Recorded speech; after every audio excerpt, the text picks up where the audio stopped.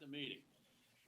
Pursuant to Governor Baker's March 12th, 2020 order suspending certain provisions of the Open Meeting Law Chapter, General Laws Chapter 30A, Paragraph 18, and the Governor's March 25th, 2020 order imposing strict limitation on the number of people that may gather in one place, the Town of Chelmsford Conservation Commission will conduct a remote public hearing on Tuesday, October 20th, 2020 at 7:00 p.m. to consider the following applications. Before we start, I think Mark had told me, and Katie, you probably heard this, that maybe in a couple of weeks we'll be able to have a meeting at the gymnasium at Town Hall. Is that correct? Assuming COVID doesn't get worse. Assuming COVID doesn't get worse, but that's the plan. If everybody's in favor of it, I'm hoping our November 10th meeting can be in person. We don't have a meeting on November 3rd. We can't meet. That's election day. So the next meeting after this one would be November 10th. Do you know how many people would be allowed in the room? Is it 12, 10? Katie, do you know how many? I think it's just the commission.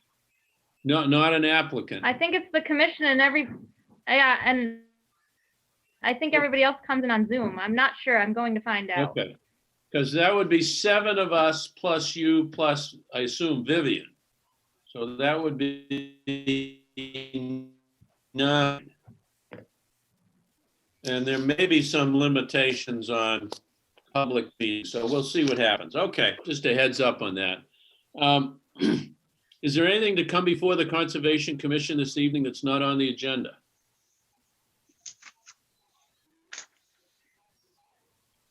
Hearing none.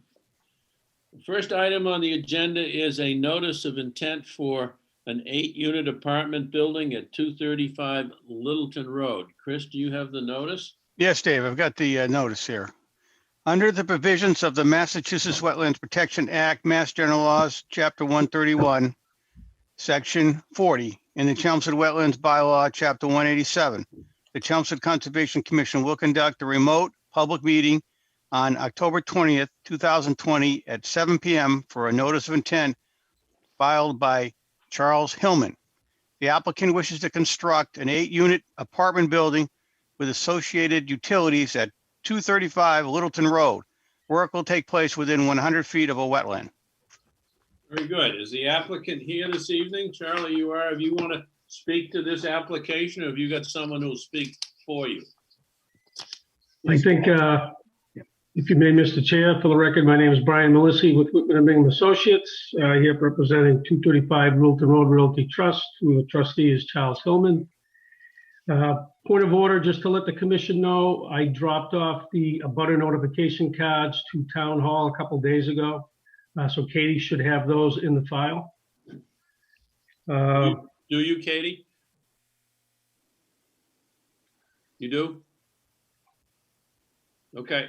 Can't hear you though. You got your mic off? Well, that may be. Staying on mute. There's a lot of kid noise above me. Oh, that's all right. All right, Mr. Messina, go ahead. All right. And so I did speak with Katie when I was dropping those off. I am ready to screen share if it makes sense. I have a copy of the site plan ready to go. We can put it on the screen. Good. I think we all do have hard copies, but go ahead. Okay, so I will start. So project in front of you, again, is for a proposed 8-unit building. It's located at 235 Littleton Road, which is Route 110. The commission may remember a couple years ago, Charlie was in front of this commission with myself, and we were doing almost an identical project, just a little bit to the west. That project is built, it's occupied, and is currently known as 237 Littleton Road. So this is the piece of property where there's an existing 12-unit building to the rear, kind of a long, skinnier building to the rear. And to the right or the east of that building, we're going to put, again, kind of an identical building, 8-unit building with a parking area, access driveway, and some utilities.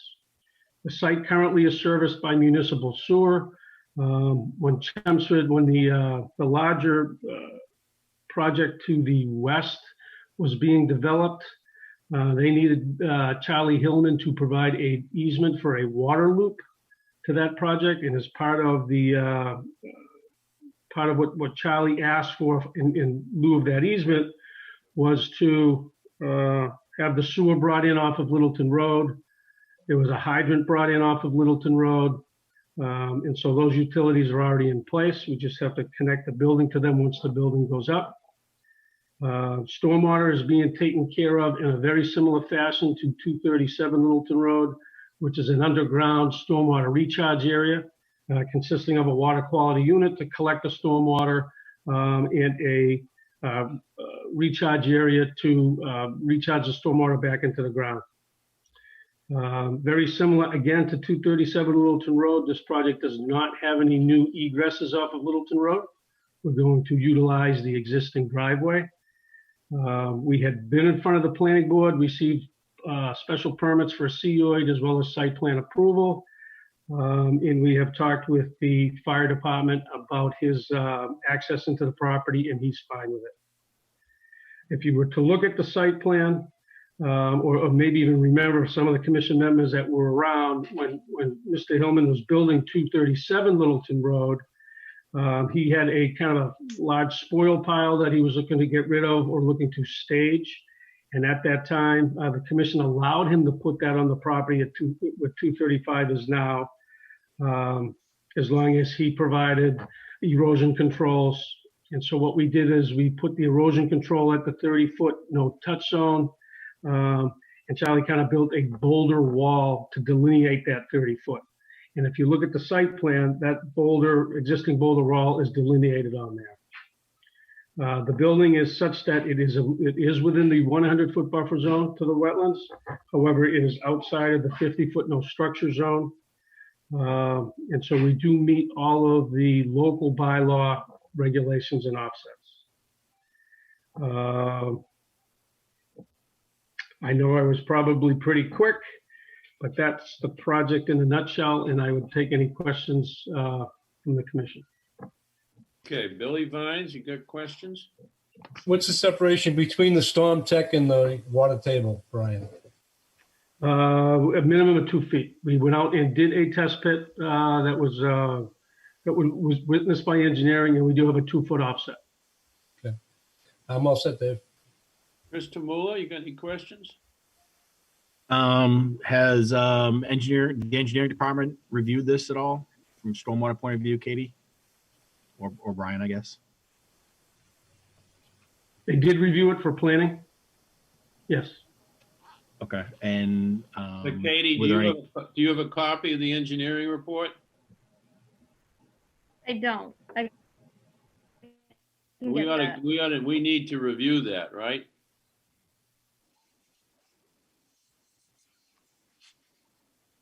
I guess my question was, did engineering take a look at, the stormwater? Were there any comments, changes? I mean, that's a fair question. I think Katie said she hasn't seen the report, so we do need to see that report and make it part of the file. We can provide that. Okay. It looks like you're providing. Brian, did it say anything of any significance? There was a couple of comments from the stormwater end of things. Most of the report had to do with, again, the fire department access, a couple of spot shots here or there, things like that. But from the stormwater standpoint, she wanted to see a mounting study because we were within the 2 feet. And I believe that was it. I think she had a comment on some of the our 2-year storm event had a 0.02 cubic foot per second increase. She asked us to take a quick peek at that. The other storms, we were fine. But there was those two items on the report, stormwater related. But ultimately, she signed off on everything. Correct. All right. Yeah. I mean, obviously, I just want to make sure that engineering has looked at it, and if Christina has looked at it, then obviously I'm fine with it. you're showing all the erosion controls. Dave, I don't have any other comments. Okay. John Swenson, you got any comments or questions? I think it's a good plan. I think it's a nice site. If we all know the site pretty much. The boulder wall's been there. I think he's gone above just preparing the site. Okay, anything else, John? No, All right, Carl Bischoff? Just curious what the timing is on this. Hey, yep. What's the timing on it, Brian? And Charlie, please, if I misspeak, I was going to say unmute yourself and jump right in here. I believe this will be the last permit that will be required, so he'd be able to start right away. I think he had a chance to get some fill that he'd like to start placing on the property, but more than likely, I was told that it's probably not going to be till a spring project. And Charlie, again, let me know if I did misspeak. That's correct. Thank you. Okay, all right, that's it. Okay, Carl. Mark? A couple of the things that the agents report about the snow storage. Do you have something delineated for that, Brian? We do. One of the things and there's probably a pretty slight difference between 237 and 235 is where we oriented the parking to make it a little easier to plow. And again, but we do delineate that on the site plan where the snow storage would go. You show it on the plan? I missed it, I guess, because it's a fair question. Or are you just going to store it off the parking lot? Yeah, I on didn't sheet get any of 3, that. I apologize, Mark.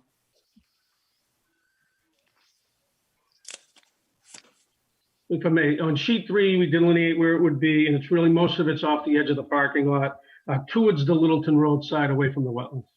Okay, all right. I didn't see that.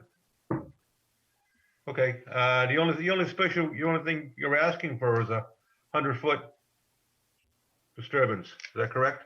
No, that's not a problem, Mark. No, that's something they're asking for though, right? I don't think so. Huh? Correct, yeah, we're not asking for any waivers to the local bylaw, no. Right, okay. I guess where that pile of loam is existing now, is that pretty much going to be the work area where you're going to stockpile during construction? Is that fair? Yeah, because that area is outside the 100-foot buffer zone. Right. And really, it's outside of where the building is going to go.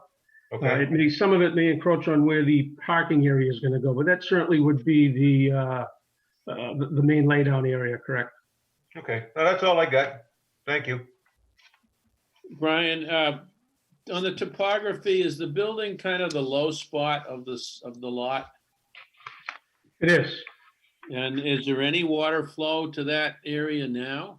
Is there runoff going to be picked Most up? of the, if you try to go to sheet 4, Katie, the area where the building is going is going to be built up a little bit, such that we get gravity out to the sewer and whatnot. And so even though it's a little bit of a low area, it does keep on, currently it grades towards the wetland area. Is this a slab or a basement building? It'd be built on a slab. On a slab. Over the years, other buildings on Littleton Road have had issues with runoff from the sites onto Littleton Road. And then I think the town or the state put in, or the water, somebody was it the water department that put in new pipes and everything? What's this current situation with water runoff? Because the next site to you is the apartment building, but that's fairly flat, right? You're kind of it's not a steep hill, but you're kind of at the foot of the hill. Correct. If you were to look at a larger map of the area, that wetland area to the rear kind of flows in a west to east manner, and eventually goes under Littleton Road. There's a culvert, a little ways to the east or down towards Hunt Road from our site. And I do believe, if I remember correctly, when we first started with the 237 project a couple of years ago, There was some concern about some flooding or whatnot. And since, I believe it was the DPW had gone out and maintained that culvert, cleaned some of the material that had built up into that culvert. And I can't tell you that it alleviated the whole thing because I'm not exactly sure. But I do know that we haven't heard any complaints whatsoever since 237 went in. And just to answer your other question, Dave, we aren't going to throw any stormwater at all out onto Littleton Road. We collect all stormwater from the pavement and from the building into the recharge area, and anything that runs overland will run to the rear of the site and the wetland system. Now that stone wall you see on the plan. Okay.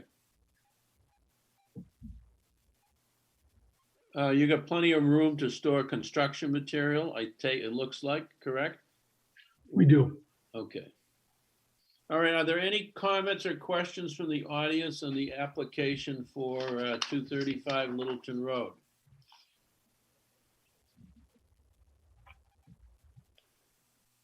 All right, hearing none. Katie, do you have any other comments? Did you get your answers to your questions on your agent's report? I did, and I see think, a standard order of conditions. okay, we can probably approve this subject to, because we do need to see the engineer's report and responses, and it needs to be part of the file. Does the commission want to approve this subject to? David, Katie? I'll make a motion, Dave. I'll make a motion, Dave. Okay, so Katie, you will have to get that from Ms. Papadopoulos and review it, correct? All right, what your motion, Chris, is to what? Brian, can you email that to me? I will. Okay, Dave, thank you. Yeah, motion for a standard order of conditions with just a condition that the engineering report be provided to our conservation agent. Move. Chris moves, Mark seconds it. Discussion. All in favor? Let me go down the list. Chris Garahan, Aye. Mark Gibbs, Aye. Carl Bischoff, Aye. John Swenson, Aye. Chris Tamula, Yes. Bill Vines, Aye. Dave McLaughlin is a yes. Thank you very much. Good to see you again, Brian. You guys, I'll hang out because I do believe we have 237 on for a certificate of compliance a little later on in the agenda. This says 235. This is 235. 237 is the building to the left. No, I'm sorry. On the agenda, it says COC for 235. Well, at the time, it was 235, but when the building went in, the fire department gave us 237. I was going to explain that in a little bit. Does the commission want to take this out of order so Brian can comment and leave? That's a good idea, Dave. Yeah, I don't see why not. What did I do to deserve this treatment? You'll see later. Katie, do you have the COC in hand? Have you been out to the site? Is everything as approved? Yep. I have the as-built and everything looks good. This is from 2014, and the as-built matches what's on site. Any questions on the request for a certificate of compliance? Any comments from the audience? I'll entertain a motion to issue a certificate of compliance for DEP number 1290786, 235, formerly 237 Littleton Road.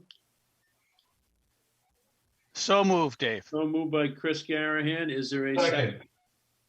Second by Mark. Any discussion? All in favor? Just Dave, just a clarification. So the current address is what, 237? Is that what I heard? The current address is 237, correct. When we first filed the project, it was one piece of property. Part of the project was to cut the building off And when Charlie went and filed for his certificate of occupancy and whatnot, the fire department gave him 237. So the site plan reflects 237. However, the old order of conditions would refer to 235, but by matching up the file numbers, I think one will close out the other. So. And that's what DEP probably references is 235. Right. Okay, Chris? Very good. All in favor? Chris Garahan, Aye. Mark Gibbs, Aye. Carl Bischoff, Yes. John Swenson, Aye.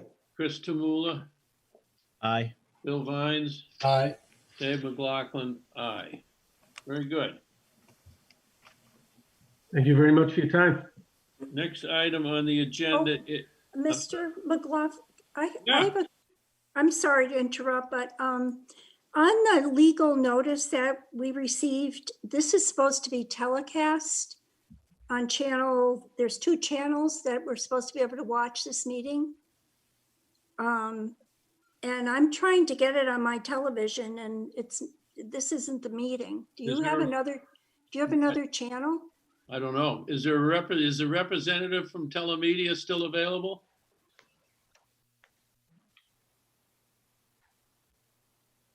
Yes. I have Comcast, so I'm supposed to do channel 99 and it's not covering this meeting. So I've notified everyone around the pond that that's how they can watch it. Well, that's a good thing.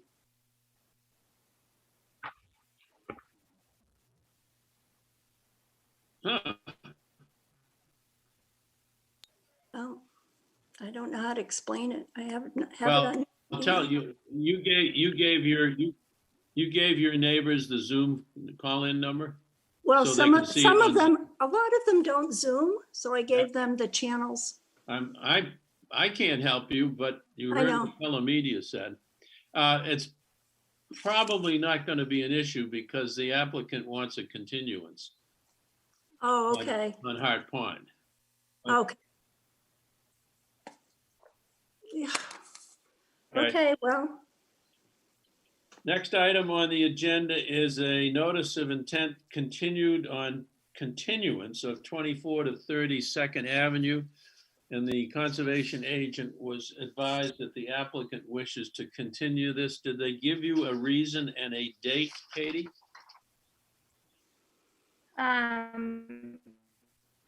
November 10th, and I can only imagine the reason is I didn't receive those revised plans that we asked for when we Okay. asked him to get it out of the 50-foot. So they didn't ask for a specific date. So we'll make it November 10th. No, they said November 10th, they said. Okay. All right. Can I have I'll try to fix my TV by then. I would hope so. Well, it's Comcast. I mean, that's the problem, right? That's the problem right there. Don't tell me that. I just switched from Verizon. I have high hopes for Comcast. Well, I've been on Comcast for 30 years and it still doesn't work. Can I have a motion? Can I have a motion to continue the hearing for 24 to 32nd Lane until Tuesday, November 10th? So move. So moved by who? Mark? Yes. And is there a second? Second. All in favor? Chris Garahan, Aye. Mark Gibbs, Aye. Carl Bischoff, Aye. John Swenson, Aye. Chris Tamula, Aye. Dave McLaughlin, Billy Vines rather, Aye. and Dave McLaughlin, aye. Thank you. Okay. Next item on the agenda is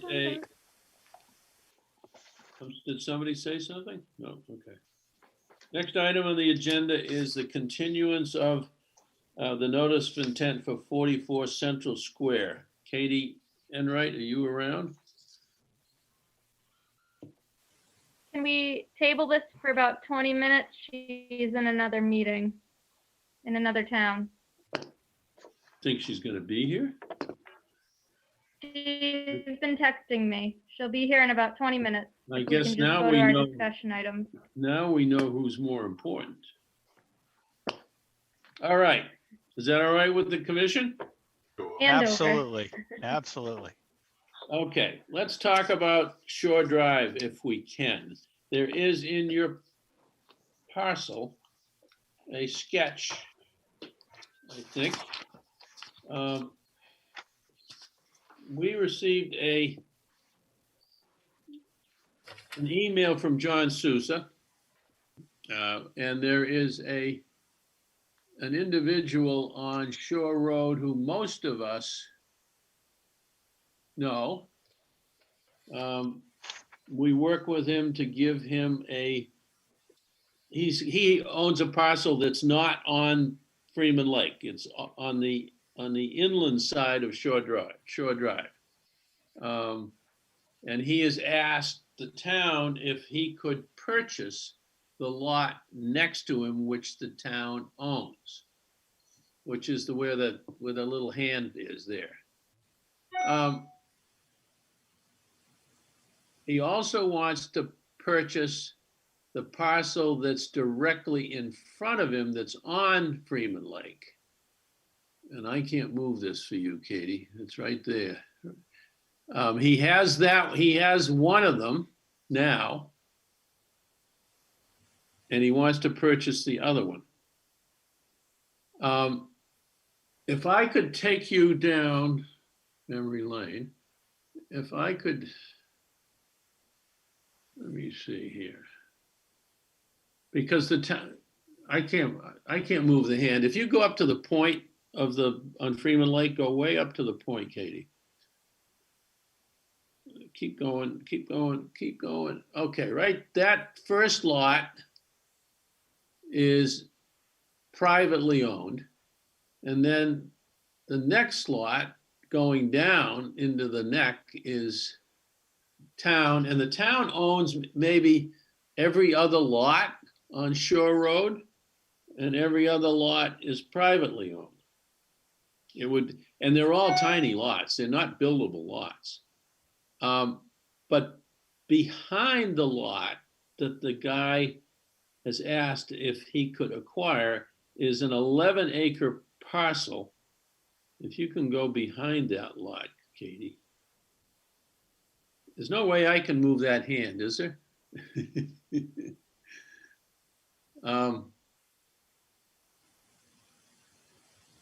Well, let me go back. There's an 11-acre parcel that's landlocked, and Evan Belansky asked the question if the Conservation Commission might ever want to acquire it. It's not for sale. It's privately owned.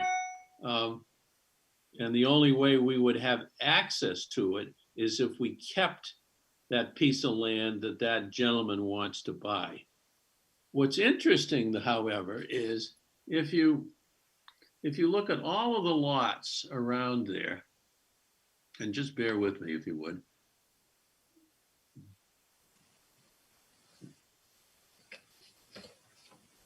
Give me a couple of seconds. I wish I knew how to do stuff better than I do.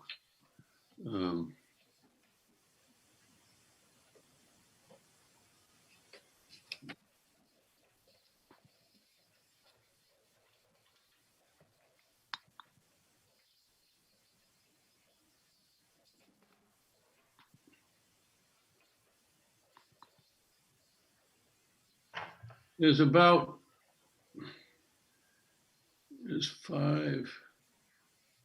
20 odd parcels which go around Freeman Lake on the edge, of which 1, 2, 3, 4, 5, 6, 7. Let's see. No, you're taking my screen away, Katie. Hold on for a sec. Of which we own, the town owns 1, 2, 3, 4, 5, 6, 7, 8, 9. We own 10 parcels for a total of about 19 acres. About 10 acres. It would be interesting to try to put them all together over time so that we control the edge of Freeman Lake. Now, having said that, I don't personally see a need to try to acquire that 11-acre parcel. I don't know anything about it right now. I've never walked it.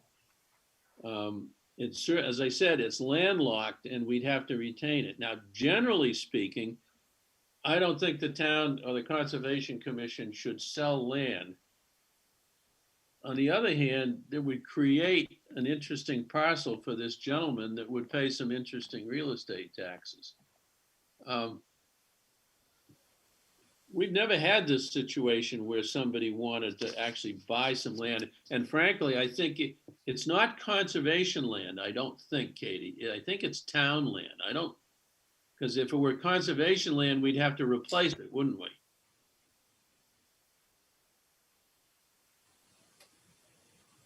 Yeah, I believe it's still selectmen owned. It'd be better, I guess we don't know that landlocked parcel is available for sale. All Evan is doing is suggesting that if we ever wanted it, we'd need to have access to it. Nobody's ever approached us.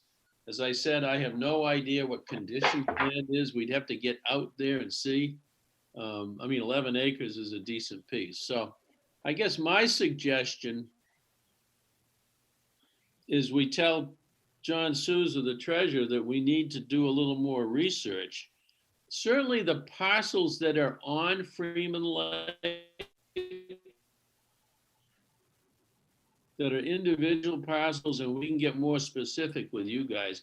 I think there's an argument that those should be under conservation control because, as you know, there are a lot of stories of people using town-owned land on Freeman Lake, thinking it's their own, and it's not. It would also give us an ability to kind of control that access to Freeman Lake so that it doesn't get abused. I guess I don't know what to do other than to invest some more time and effort into looking at what we got, presenting to you guys a more detailed map with the lots actually laid out and designated as town-owned or privately owned, and show you who owns the small. For example, Blair Finnegan owns a small piece of land on that, on the lake, but they're not buildable. Does anyone know where that? Do you know what area I'm talking about? You know that you remember the guy clear cut the lot in front of him, and we had to spend some time with him, and then we worked it out, and in fact he improved it quite a bit. But he owns one lot in front of him, and he uses the town lot for a kind of almost a view of Freeman Lake. And that was like 3 years ago. Katie, do you have anything to add to this discussion? It's not much of a discussion. I'm kind of wandering.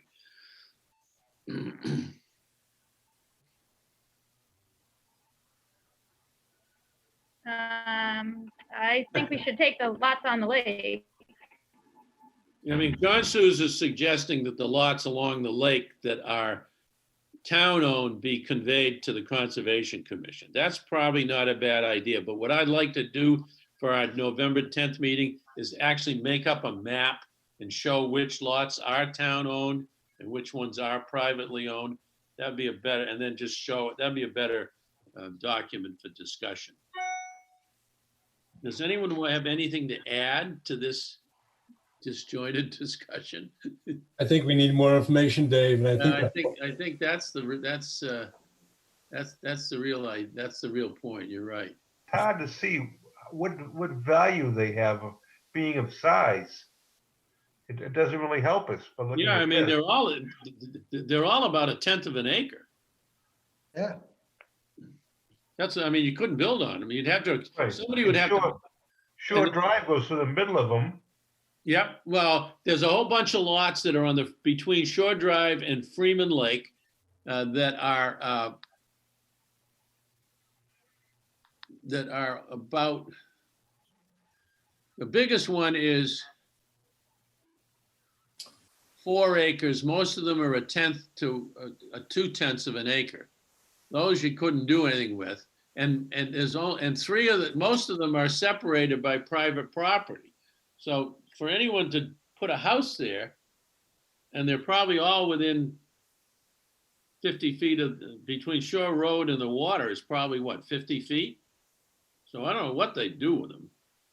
So that's why it might make sense to, now I don't know how we would accumulate them, and we'd have to approach these people and say, you want to take it off the tax rolls and give it to us for a tax deduction or something. So Billy's right. I think we need more information for the next meeting. Katie, maybe you could just prepare a plan with the lots on them and show acreage and who owns them, so we can have something to talk about. Okay. Hey, Dave, Yes. this lot here, where the hand is, Yeah, that lot, I believe that's town owned. it is. That's the And one. That's the one he wants to so buy. that could provide access, No, that's what I and said. that could provide access to this 11 acre. That's correct. And that's the point that Right. Kevin brought up, but we're unaware. First of all, we don't know what condition that 11 acres is in. Second of all, we don't have any idea if it's for sale. And third of all, we don't know if it's available. That's why Evan brought it up, because if we did want to acquire that 11 acres, we need access to it. And that lot where your hand is, and that's the lot that gentleman wants to buy from us. We also own, if you go towards the lake, Katie, we own that lot that abuts the one you got the hand in. Go toward. Yeah, I think that the idea is to acquire this so that No, we already we have this.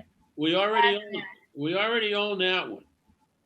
We own the one where your hand is. We don't. We don't. Yeah, we No, do. we don't. Selectman does. Oh, I'm sorry. To me, Selectman owns this one. yeah, but it's easy enough to get him to give it to us. So Selectman wants this, so they want us to see if they want it to transfer to conservation. Right. From I Selectman to like conservation. that idea. I So like it- that idea. So it's protected. Yeah, it protects it. So it's protected, Oh, basically. I would disagree with you, Chris, because I don't know what that 11 acre parcel's like. Yeah, but I mean, it just, well, I mean, But we don't agree to, need, let's this check, isn't for grabs. I know, it's not. but it'll block But this isn't any for us. development. This- Yeah. Time, it's not, that 11 acres can't be developed. Right. Yes, it can. It's mostly upland, How are you gonna get to it? right here, How are you gonna get to it? right here, No. right here. Only if the That's why town. that's why they want, Dave, hold on a second. That's why they want to transfer this to conservation, so it doesn't become an access point. It'll always be protected if it's with I- us. We'll I- have it for perpetuity. I think there's an argument to be made to sell that lot to the guy who wants to buy it and increase the value of his property so he pays more taxes to the town. Because I don't see it serving any Or he can benefit. eventually, I don't see it serving any benefit to conservation right now. But I don't think we need to or do. he can then sell this as access to a big development. That's the issue. He may acquire this. He may also, if this ever goes up for sale, he can allow that as access. Do we have any So that- indication that that's his intention? Well, it would be. No, but conservation, we always try to You could- preserve. You could always sell it to him with a conservation restriction on it. Anyhow, we need more work to do, okay? Billy made the suggestion. I think we need to really understand, and maybe, in fact, some of us could go out and see what that 11 acre parcel looks like. It's private property. We can't go on it. I understand, we can ask permission, we can look at it from somebody else's lot, we can do some more, we haven't done any research on it whatsoever, Katie. I don't even know who the people are I know their name, but I don't know who they are. Let me see if anyone knows who they are. Their name is, McCoy.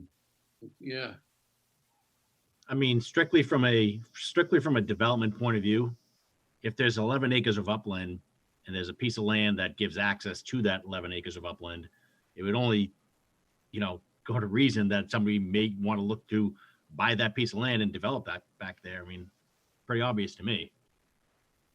Yeah, and that concerns me. Yep. Hey, they don't need our permission to transfer it to conservation. The town. The Board of Selectmen can do, they can say, hey, conservation, it's your responsibility. So it's not our decision to make. Our only decision is we're not interested. And I don't think we're at that point. Correct. Just as a note, that all that green, that's North Chelmsford Water District right next On door. the next parcel over, right? It's a big parcel that goes over there by the railroad tracks, right? Okay, let's go to the next. So there's an action item to make a better map that shows us what's what. Katie's still on her way, I guess. Next item then, Carl, can you give us an update on Warren Poll, please? Sure, I can do that. Can I think I have the opportunity to share my screen. Is it letting me? You see my screen? Yep. I Yep. do. Yeah. It worked. I'm glad somebody on this commission is literate, Eh? computer literate. All right, I'll just spend a couple minutes here on the what's going on there. We'll talk a little bit about these, the approach that we have, the advisory committee that we're creating now, which we need to define the usage. The big questions here: define the usage, hanging the main fields, where the access and parking is, conservation restriction, and creating, I guess I'm calling it a master plan with a lot more detail. So this is what I will talk about for the next 5 to 10 minutes. Oh, by the way, that's a nice shot that our friend Steve Mayotte took about a week ago from his plane, and that shows most of the property right there. That is a view from Boston Road looking towards Acton Road, Bay Street. So the advisory committee, or whatever, I'm not quite sure what we're going to call it. I know we were talking about, is this going to be a subcommittee, an advisory committee, what are the rules of engagement? I think that Katie was going to ask some questions about that, but we need to get some clarification on that. Dave, Mark, and I are currently members of this subcommittee. At least we're the ones that volunteered. Obviously, if anyone else is interested in joining, that's fine. Dave, we've talked about at-large members. We should talk a little more about what we want to do to do that.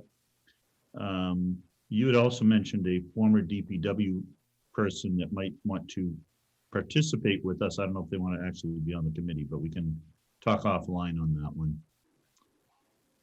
And then kind of just what the purpose of the committee would be. So we want to confirm what the usage is.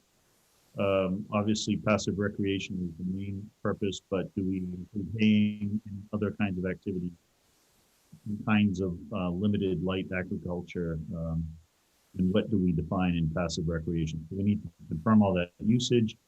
I'll talk a minute about the site access on the next page. We want to look at getting a butters input.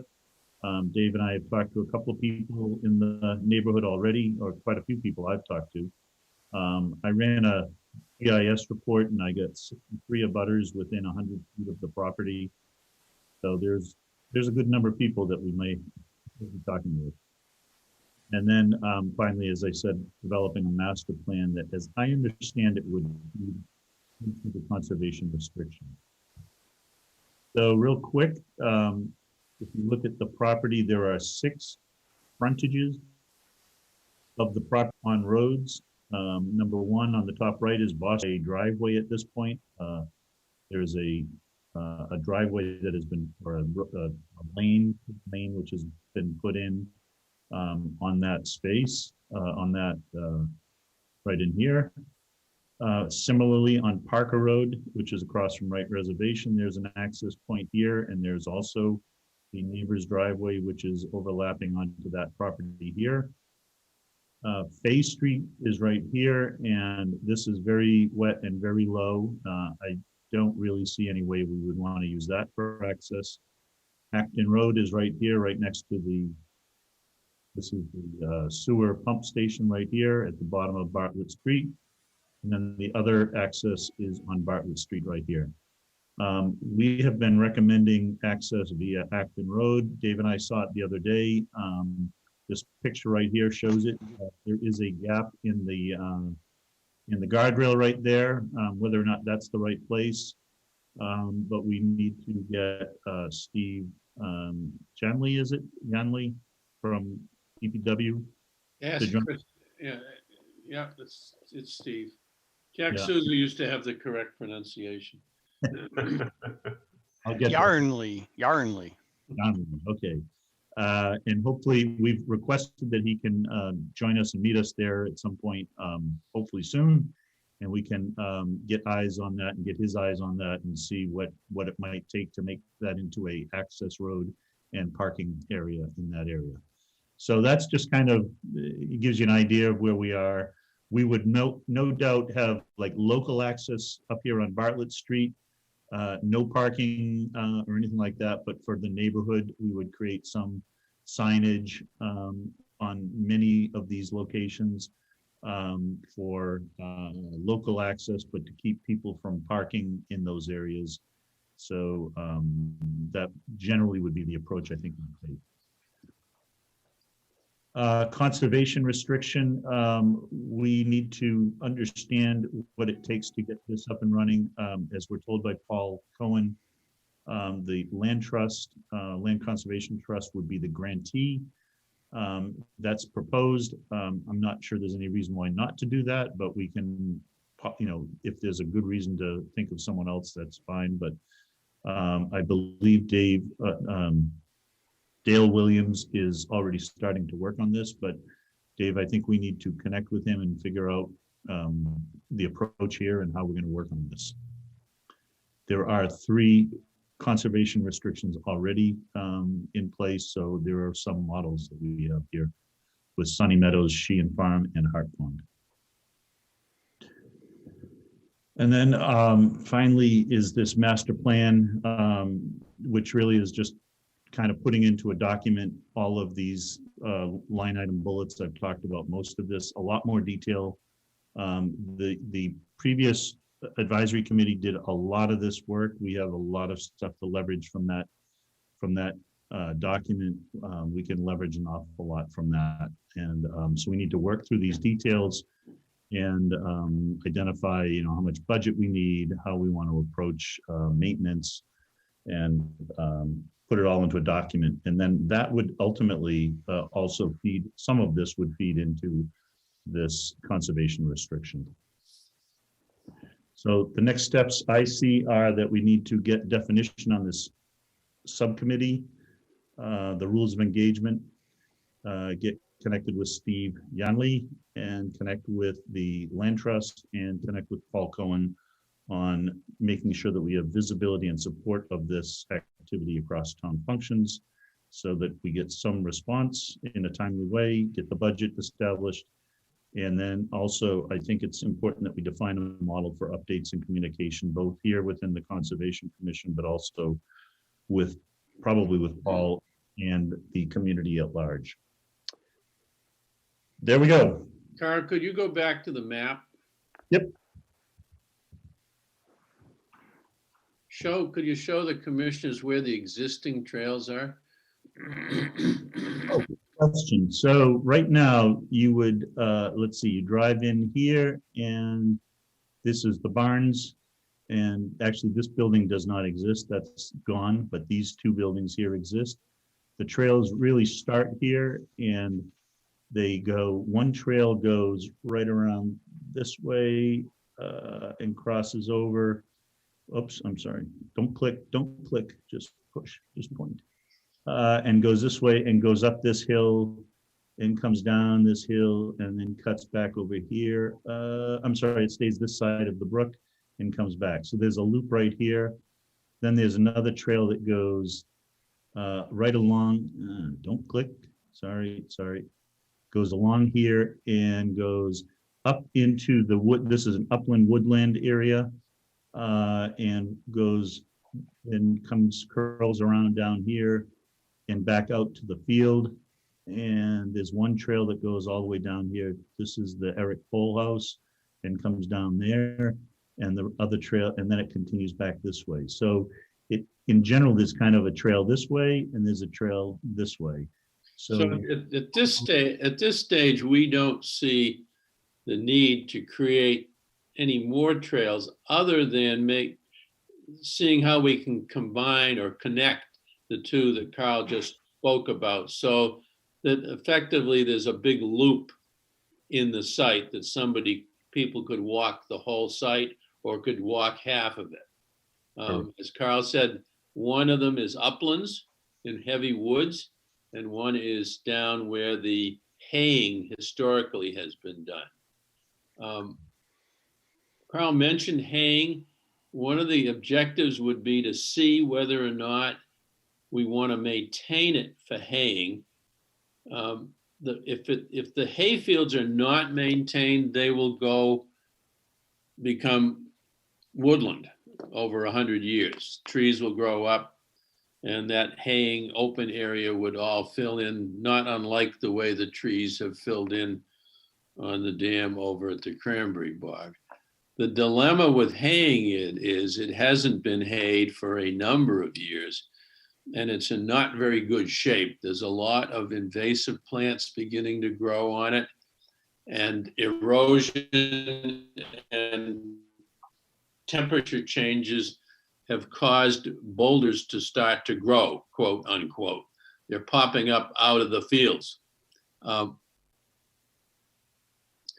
The best, as Carl mentioned, it looks as if the best site for parking is where the preferred access line is. You'll notice there's some wetlands there, so we'd have to be careful to put it off of the wetlands. It's also floodplain, which is not a problem if we keep the parking lot and the trails in a pervious nature. Our biggest parking lot other than Russell Mill is probably the Cranberry Bog, or I don't know, none of them have more than 15 cars right now. So it's my thought that we have no information that would lead us to believe trail, because it's very flat along the Putnam Brook area. We don't have any large ADA trails, so that we might be able to accommodate some people there. Short run, we do have to worry about people wandering on the site, because it's now our responsibility. So we need to make sure that, and it already has happened, and we need to make sure that we kind of limit access in some way, and I don't quite know how to do that. We do want public input, and because of the COVID restrictions, it's impossible to have a public meeting. So one thought would be to send a letter to all of the abutters and to post some information on Facebook and the town's website, telling people what we think we might like to do and asking people for their concerns and interests, and try to accumulate. I mean, those of you who were on the commission when we did Oak Hill realize that we had a couple of public sessions and nobody showed up. But because there are 50 or 60 abutters on this property, they may in fact have some interest in what we want to do. Next step is to get, as he said, to get Yanley out there and take a look at what we can and can't do, and to keep getting more public input. I think the fact that we're not going to make it we're not going to make it a commercial farm. And I think in talking to all of you guys, there is no real interest in making it a commercial farm, which is what the original proposal was. That in itself has calmed down the concerns of all of the abutters, I would say, except for maybe a couple over on Hall Road who like the idea of a commercial farm. But passive recreation is the kind of thing that we're interested in. And I think this site lends itself to that. Carl, you want to add anything? I'm wondering how we get definition on this committee shape, rules of engagement. As I remember, Katie, you talked about talking to someone about how we could maybe in Evan or Paul or something like that, that might be able to help define what that would look like. Most subcommittees don't need to have public hearings. That's my understanding. It's good. It might be good practice. It might be good practice to do it, but legally, I don't think we have to. And frankly, public input is something that I think we need to try to do, and is in as good a way as we can, recognizing we can't have 60 people in a room. So, okay. Okay. Katie, did you have something you were saying? No, I think we would have to make this public meeting, and we can do a Zoom meeting. Well, we do whatever. Having 50 people on a Zoom meeting is not going to be easy. We'll figure it out. That's no big deal. We'll figure it out. We had 25 earlier. Any other questions on this from the rest of the commission? Okay, thanks. Just one thing, the town meeting voted last night to approve that little parcel of land, acquiring the parcel of land. So that, I think that'll help. Well, let's actually go back to the map just a minute. Down at Parker, across the street, there's a little sliver of land there that the town just acquired. It was owned by the Spanos family. It abuts the Wright Reservation. Yep. We had some early talk about allowing people to leave Warren Farm through that sliver of land and to be able to cross Parker and to get into Wright Reservation. I think we need to do a little bit more work on that. We have two problems with that. One is the guy who lives right next door to the sliver, in fact, has constructed a driveway on the Warren property and claims he had a handshake with Mr. Warren years ago to do it. That's as legal as it is. The other is, I understand Parker is a pretty highly trafficked crosscut for trucks and cars, but it is a back country road. If we were going to allow people to cross there, we'd probably need to have a crosswalk, maybe even some kind of a flashing light like they have at Freeman Bike Trail. But the people on that street would have a lot to say about that, I think. David, is that a scenic road? It Yes. could very well be. It is. So we're limited what we can do there. Yep. It is.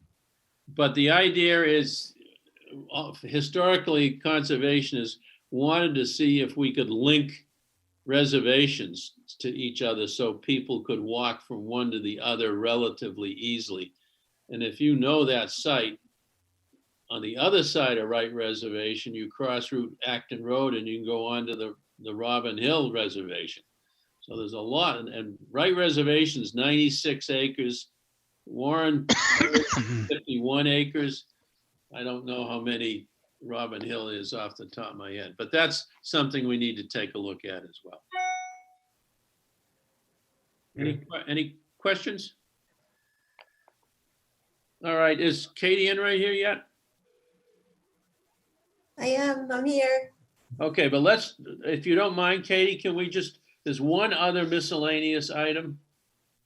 And that is New England Mountain Bike Association would like to purchase for themselves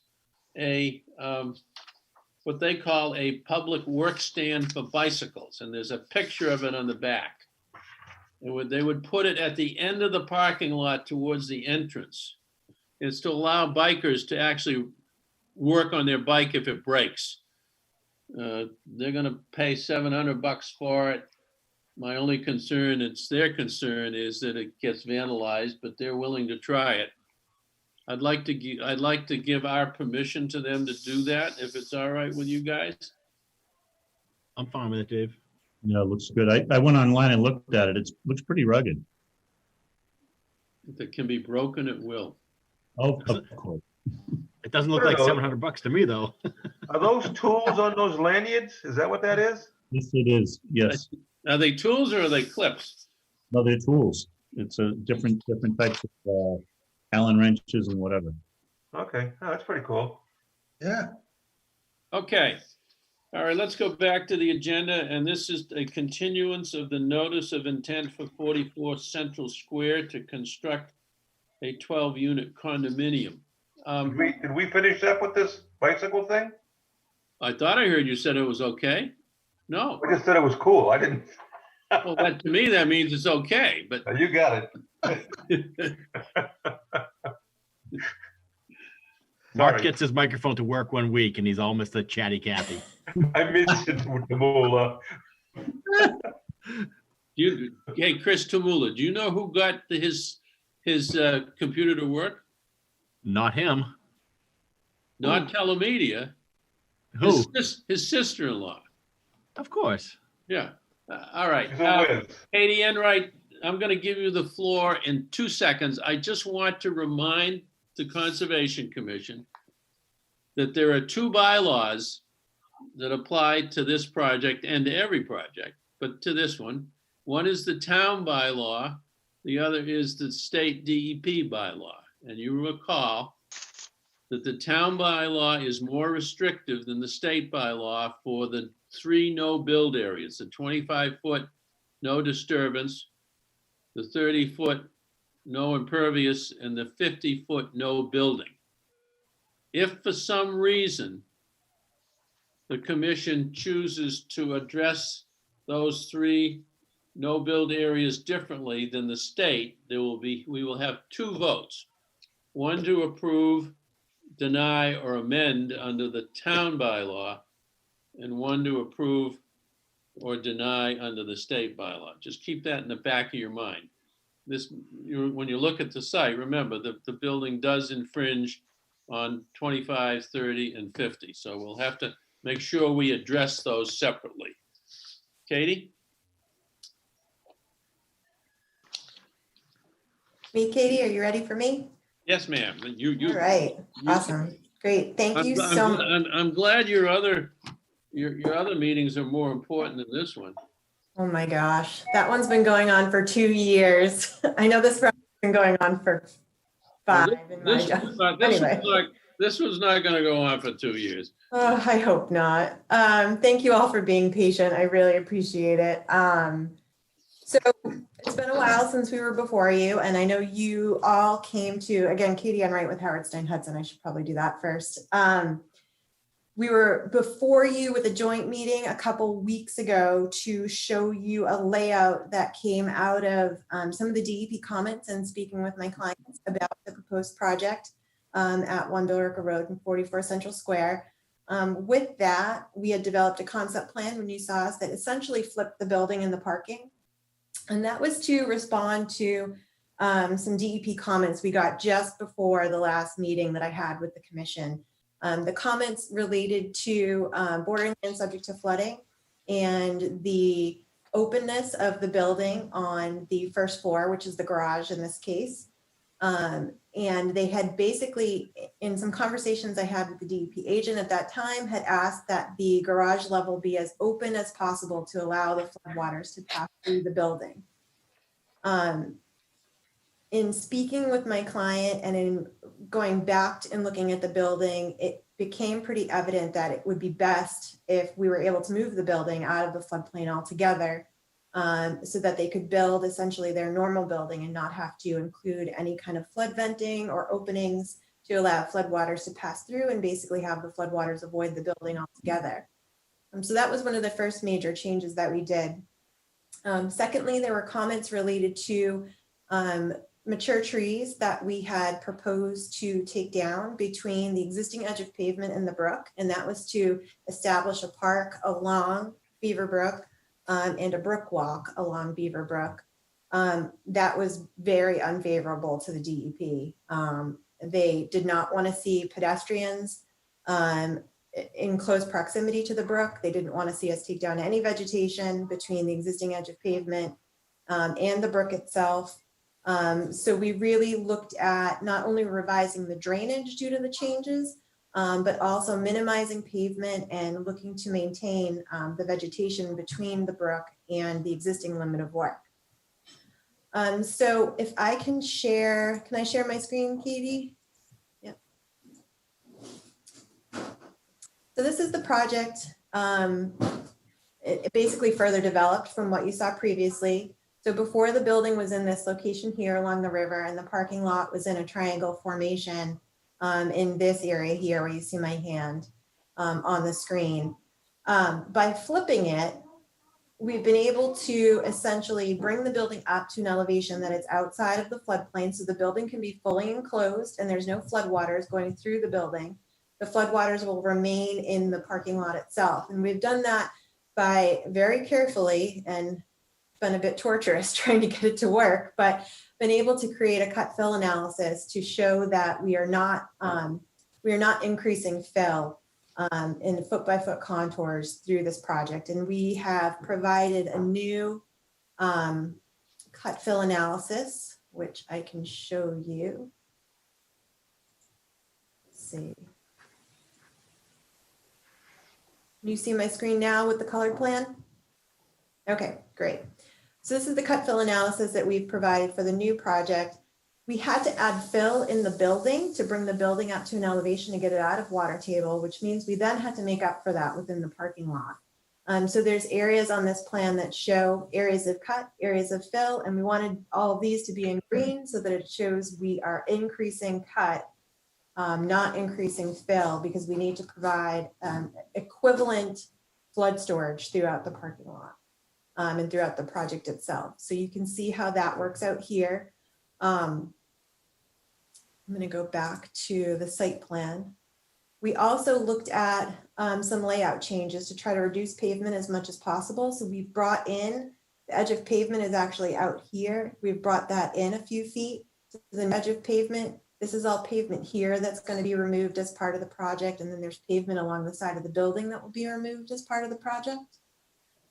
With the new project, we are about 230 square feet less impervious than existing conditions, which is an improvement over existing conditions. We've also now managed to upgrade the drainage that we had previously proposed. Previously, we had a little bit of room to be able to do sediment forebays and swales, and we had those areas discharging to the bank of the river, which also upset DEP. They didn't really want to see us affecting the bank. So we've worked really hard on coming up with a new drainage design. The drainage that currently comes through the closed system up here, we are still replacing those existing catch basins with deep sump hooded catch basins. Because of the location of the building, the storm scepter that's been there for about 10 years will have to go.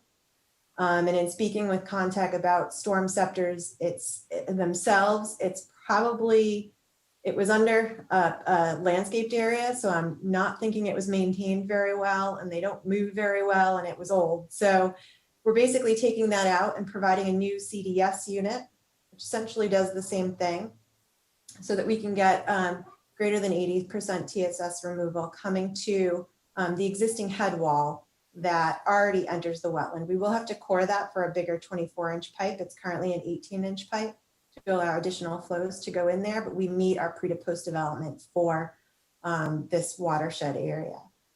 The remainder of the site was really interesting because when you have really close elevations and aren't able to cut and fill to make drainage work, you're really limited with what you can do. So I had some conversations with Contact, who now has significant amount of BMPs in their catalog.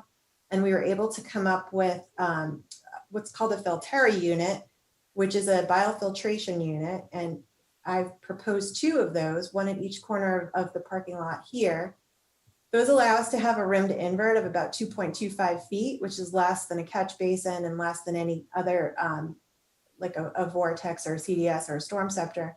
Not only that, but with the media and the way it's designed, it gets 86% TSS removal, which is pretty significant. It also has phosphorus removal, which is also a good thing to have when you're near a river, because essentially that's the next thing that's coming down the line, which is to look at phosphorus leaving parking lots. And essentially you're getting that from the first flash of stormwater that's going to hit paved areas. So we've basically taken this new parking lot and graded it. So there'll be 2 filteras at either corner. And instead of discharging to the brook or to the bank of the brook, we're discharging it to this 121 contour that sits just outside the wetland on this side of the project. So essentially, we have 2 pipes that come out over here at elevation 121, and that's allowed us to make our cut fills work and allow for the drainage to flow through these 2 structures. The remainder of the drainage on the site, there's a piece that just couldn't get there. This is going to this proposed swale here, which will detain stormwater that will flow off this piece of the parking lot and essentially get a 50% TSS removal for a section of parking lot. And then there's a small area that we just couldn't get in there at all because of elevations, which will run directly off as it does today, essentially through this little riprap area to the buffer zone adjacent to the brook. So all in all, I believe we had, just gonna look at our overall TSS removal at the end of the day. We ended up being, the weighted average ended up being about 70%, which considering what we were working with and it being a redevelopment, I really worked hard to push the limits and really work on that maximum extent practicable. All of these BMPs together cost about $30,000 over the original design. So there's also a significant investment being made to stormwater management due to the use of these new structures. With that, we have also had some conversations with Katie and Evan Belansky regarding the Brook Walk and the idea of the Brook Walk and how do we get that to come to any sort of fruition in the future. Certainly DEP is not interested in us having that be part of our project in the manner that it was proposed. In speaking with Katie and Evan, one thing that we have come up with would be to essentially take this 8,500 square feet between the existing edge of pavement and the brook and donate that to the commission. And therefore the commission could propose a project that could be some form of a brook walk in the future. Certainly that's something that my client, the applicant, is willing to look at funding in the future, understood that that was going to be something we were going to need to do at some point or was considered as part of the pro forma for the project. But it doesn't appear that it's going to be allowed under this redevelopment project at this time. So I don't. So you want it to be our problem and not yours? Well, luckily, you as a commission and having the property be owned by the Katie, did DEP have the same comment for your client's previous condo across the street? No, they had no comments. Because that walkway is almost as close, if not more, than this one. The agent didn't like it when I mentioned that to her. Is it the same agent, Katie? No, it's a different agent. Honestly, we got like one very limited comment on the other project. They really didn't have anything to say whatsoever. And the comments from this project that I've shown to my wetland scientist and other engineers has been they've been pretty surprised at the diligence they're now putting into some of these reviews.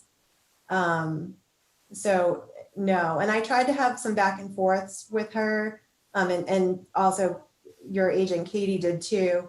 And so I was able to get a little bit more from the DEP agent regarding what they were looking for and in the future. And Katie and I spoke at length about it, and they're not really willing to wrap back around with us and discuss it until the project is issued, an order of conditions is issued, and then they can determine whether or not they agree or disagree.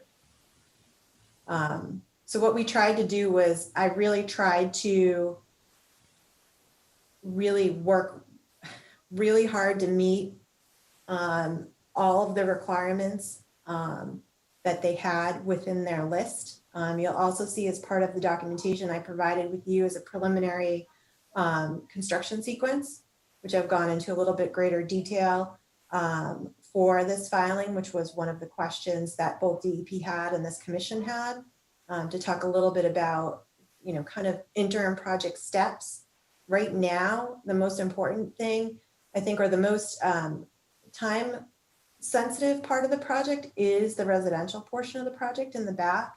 Certainly, Human and Ali are still involved and very interested in building a restaurant on the first floor of Oddfellows and additional apartments above. But certainly with COVID and with the way things are going currently with the restaurant business, that'll probably be more like a year or two out. So there will be steps. Certainly the bank is going to have to be kept in business during construction, and Fisk House will most likely be the last to be addressed. But the site itself have to happen in steps. I believe it makes the most sense, certainly for the multifamily area to kind of be closed off and that area to be constructed. But to do so, we need to move the sewer and the drainage, and then work on the other pieces of the site as that area is stabilized. So with that, Can I have a quick question? You were discussing the infiltration rates and the structures you're going to put in down in the lower area here closest to the brook. Mhm. Down in here. Doesn't that become moot when it becomes flooded? right, but everything, so we're not looking, when we look at stormwater management, we're not looking at a flood event. We're only looking at the everyday events. So essentially the 1-inch storm, or the first flush that they call it, is what actually brings the stormwater or the dirt and the pollutants that we're looking at trying to capture. So what these units do is they capture that first flush or the first inch of water that falls on the parking lot, and it basically brings that stormwater through the media, and the media filters out all the impurities before it goes to the wetlands. In a flooding event, this area is underwater, which it is today, and will be contained within the parking lot, which it is today again. But the day-to-day events will meet TSS removal, and certainly if it rains prior to the flooding event, you're going to get all the pollutants are going to go through these filters, and yes, they will be submerged at some point in time. But it's going to be like that with anything essentially in a flood area. That answers my question, but I guess it isn't what I want to hear. Okay. Well, the whole site floods and then you have to wait for it to go away. Okay. Nope. Katie, is there any underground parking? Yeah, so there's 32 spaces on the first floor of the building, which is now outside the floodplain. So there's 32 spaces in the building, and then there's 32 spaces exterior of the building for the residential portion.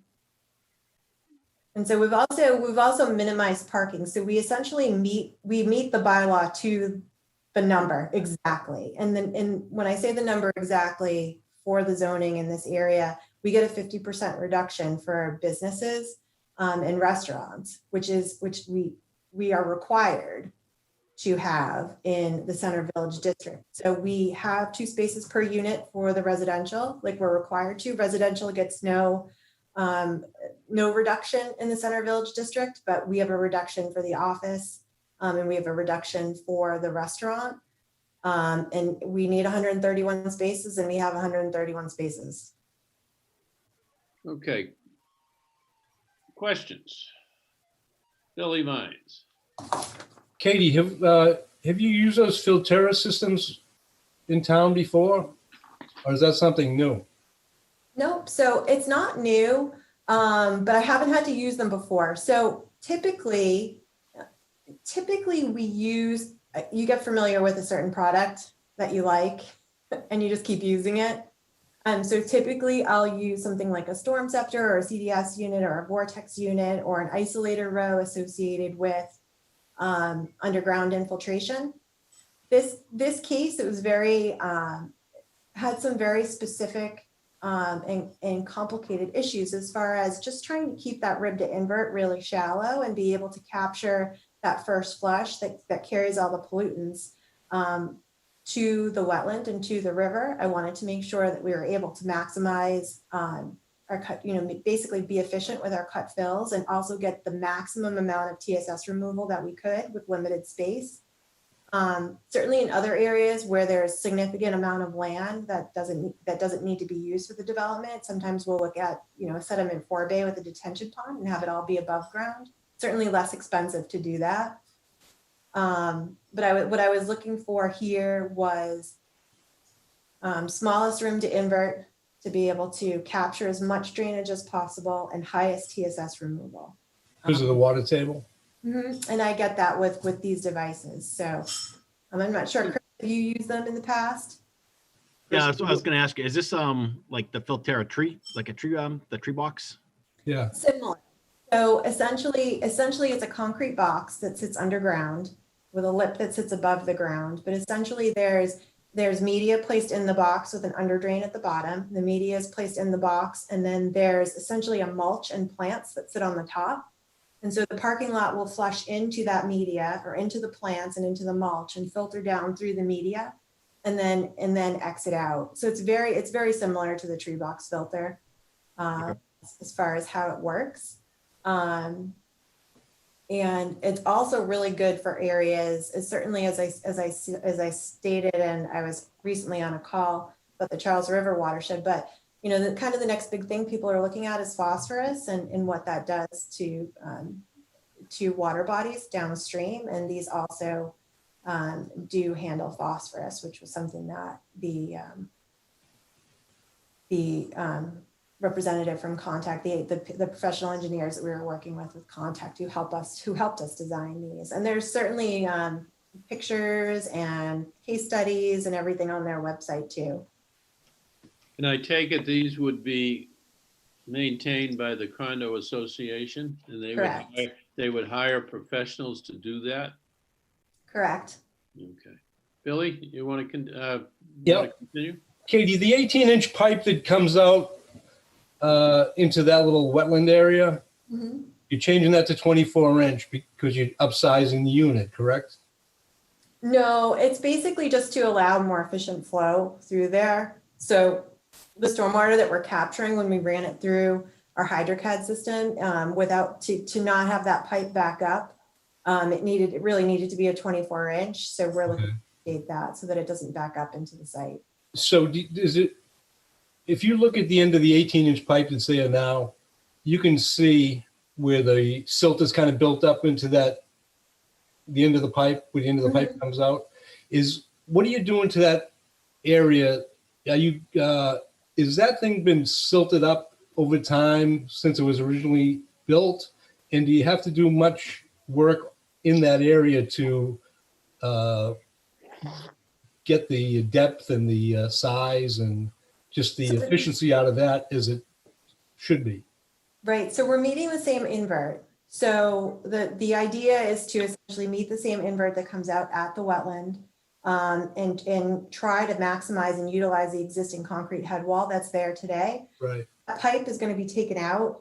So there'll be a whole brand new system put in. So any siltation that's there today certainly will be taken care of by the removal of that pipe. And then the new system will have, we have an operation and maintenance plan, and we can add something in there. I don't have something in there about that pipe in particular, but the CDS unit that would be placed on site will have a robust cleaning schedule. And so there should be, between the deep sun-putted catch basins that'll be before this, which will now be cleaned, multiple times a year. The CDS unit will again pick up silts and sediments that get through the deep sun-putted catch basins will get picked up prior to that inlet out into the wetland. So I think you'll see a pretty substantial reduction in you shouldn't really see any sediment and exiting that pipe. So, but you'll dig out the stuff that's there now, because there is a pile of sediment there. It's filled in. I looked at it a couple of weeks ago. Yeah, we certainly can. Yeah, I think if the commission desires, we can certainly have it in there that we're going to remove that sediment. Maybe a little riprap splash pad would be a good idea to have. Right. Yeah, I think it was brought up by a couple of the neighbors when we had the site walk, that they had some concerns about that area. So I'd like you to look at that, Katie. Sure. anything that we can do to improve. Billy, where is that? Where is that on the site? It's right here. Right there, yeah. Okay. We took a walk in the woods Yeah, there. no, I remember it. I just didn't know where it was. Yeah. Yeah. And, there's some dead trees and stuff in there. Take a look at all that and see what we can do to improve that area while we're working right there. Right, so certainly there's some trash and there's some sediment at the outlet to the pipe. I think we discussed a little bit the trees when we were out there, and I think your agent, Katie Gurton, and I've heard this before, but essentially that's something you typically don't remove dead wood that's fallen into a wetland. It provides habitat. Right. And so we wouldn't look to do that, but certainly trash that's collected in that area, there's, and certainly sediment we can look at. Okay. Hey, I'm moving away from that, Katie. You've got a grease trap, future grease trap going into. Is that something, are you going to do all the infrastructure for the future? You said a couple of years from now, you'll be doing the Fisk House and maybe the restaurant at some point. Are you doing the infrastructure for all the grease tank and all that stuff at this point? So this is the grease trap's going to depend on the size of the restaurant. Right. Right now, we're proposing it at 100 seats. Certainly with COVID and rules in the future, that may change. The idea would be that this grease trap be placed exterior of the building and tie into the new sewer line. So what we would plan on doing, it's going to depend on who ends up doing all the site work and what the timing is of the restaurant. Either this will be done at the same time as the sewer, or it may be left, stubbed for a later date when we're aware of how many seats the restaurant is going to be and the size of that grease trap. So we've put it in here right now as a TBD because it is based on the number of seats that will be in that restaurant. Okay. All right. That's it, Dave. Okay. Chris Tamula?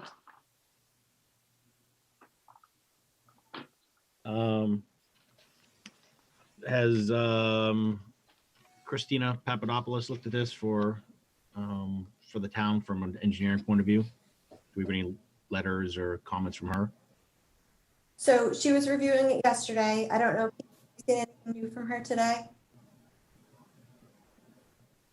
I did speak with her yesterday and she was in the process of reviewing it. I don't obviously plan on getting a vote tonight. Certainly we'd look forward to her submission. We did speak about the changes and she is in the process of reviewing it. Okay.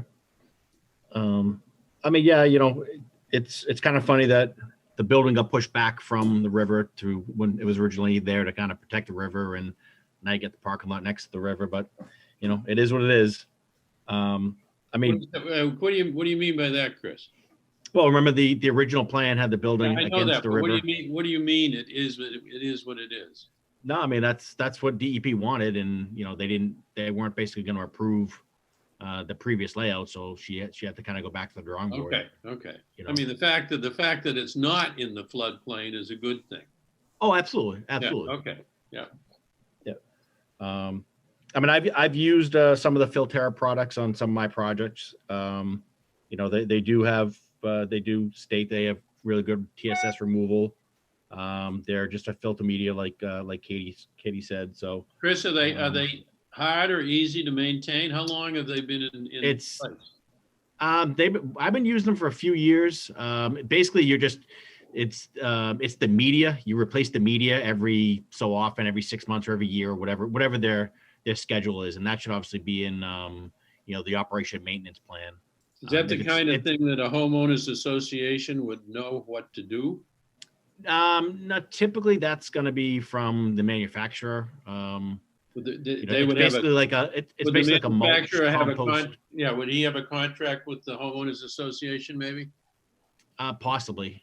Yeah. Okay. Because obviously, we'll get to that later. But obviously, we want this system to be maintained properly. All right. Go ahead. Anything else? No. I think as when engineering takes a look at it, gets comments to Katie, I think we'll be all set. Well, while we're talking about Ms. Papadopoulos' review, does this commission believe that this should go out for a peer review? I think I would kind of like that idea, Dave. I mean, this is a big project, and it's a tight project, right? Any other thoughts on that? I mean, if I may, Mr. Chair, I don't think this is any more complicated than certainly any other site that we've done in Chelmsford. I know that DEP has brought up some comments. I feel that we've proactively addressed all of them. And No, I'm not saying you haven't. yeah, All I'm saying is there are certain size projects that historically this commission feels it's appropriate to have a peer review. And this Okay. is by our standards, this is a fairly extensive project. I Chris, guess, Dave, what did we do across the street? Did we send that out for peer review? I can't recall. Katie no. Girton? Actually, we may not have. No. You realize where the site is relative to wetlands. I mean, it's up on a hill, and I just don't recall. Katie, what did you say? No, we didn't peer review that. It's Yeah. very similar to Cushion Place. Okay. Dave, Yes? Christie here. You know, I'm not sure we need an outside peer review. I mean, I think let's wait till Christina Papadopoulos comes back with her comments and see if there's any red flags. But I think we may be okay with, relying on Christina's analysis, and, we've got our very own Chris Timmel as well, so. Well, I think he's we're pretty good. he's not going to do this. He's not going to do a quote peer review on this. So, I understand he's in the business. But he's great at looking for the red flags and letting us know. Yeah, when we but his close. name's not on a report either. All right. Well, we've got I'm in Katie. agreement. We got Yeah. Katie Enright to nail on that too, because we got her stamp going too. Well, all right. Because I happen to believe this project should be, because of its nature, because of its proximity to the floodplain and the work that had to be done to get it out of the floodplain, because of its proximity to the stream and to the other areas, and because of its size, I think a peer review is quite appropriate. And I would look to entertain that later.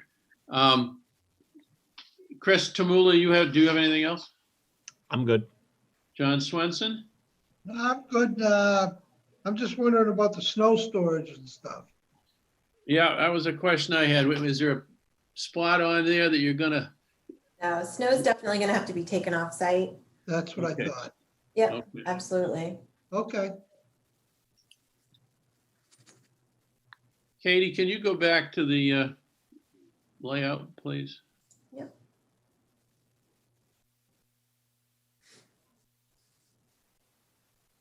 Okay, Carl Bischoff, No, I don't have anything. Mark Gibbs. I think I'd like to take that thing with Johnny Swenson a little bit further with melting agents around there too. What is that? Well, like I don't really want to see salt.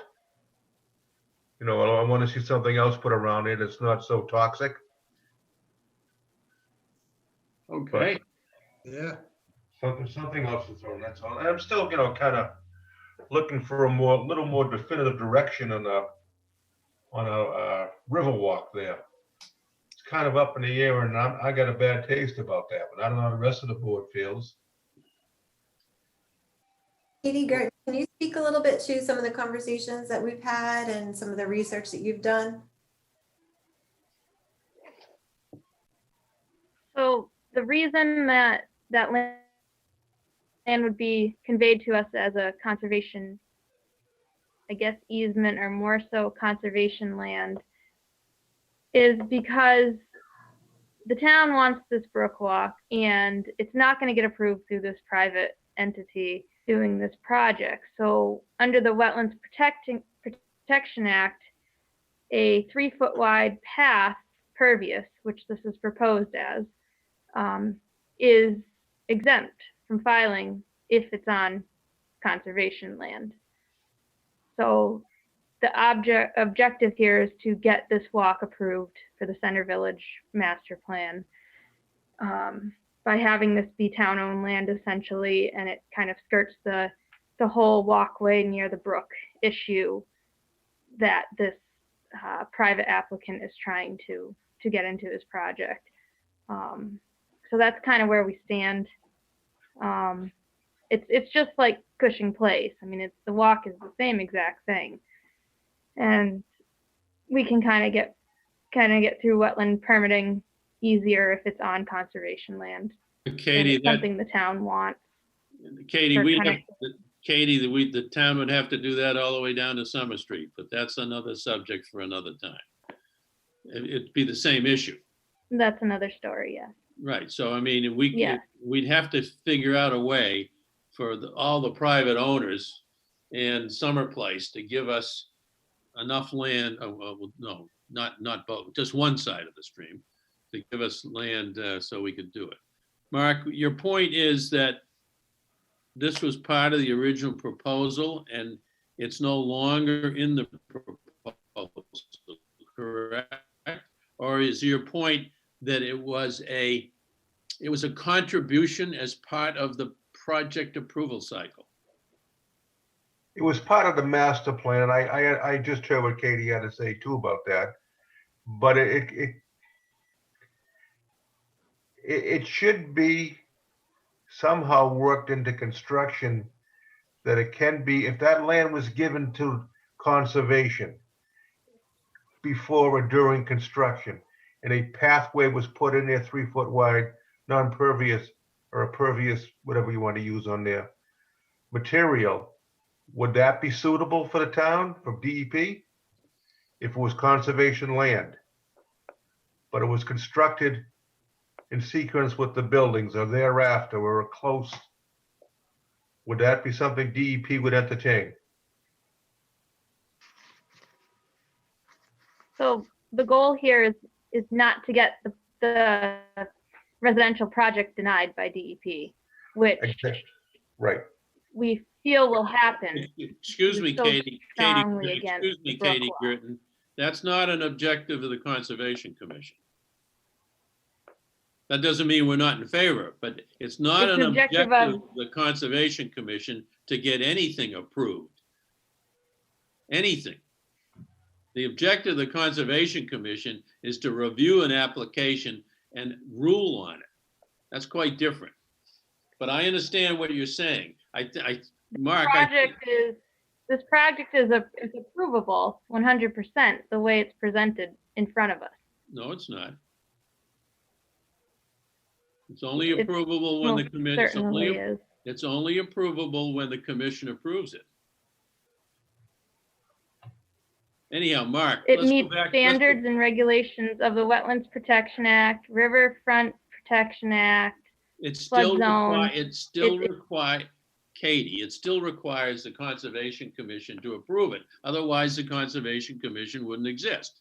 All right, that's a minor point. I understand Mark, that. Mark, are you saying that you're interested in the applicant funding the cost for a walkway because that was the original proposal? Yeah, I don't want it to jeopardize the project, but I would like to make it part of the project. Is that possible? Am I speaking incorrectly? If I may, Mr. Chair, I mean, we've committed to the cost of providing the walk. We just cannot, we don't feel we can possibly permit it as part of this project. Right. So the cost of the project gets reduced by the incremental cost to previously construct the walkway. I understand that. But Mark is saying I don't want to put words in your mouth, Mark, but you're saying that whatever that cost is, it's an asset to the town to have that trail constructed by someone other than the town. I think people are saying the same thing. I think Mark is asking for Right. the applicant to be paying for it, and Katie's saying that the applicant is willing to pay for it. They just can't do it as part of their project. So basically, they would put money in escrow, essentially. I didn't hear that. Yes, that's exactly what I'm saying, actually. Okay. So the record can show that the applicant is willing to put the cost of the construction in an escrow account. Okay. Right.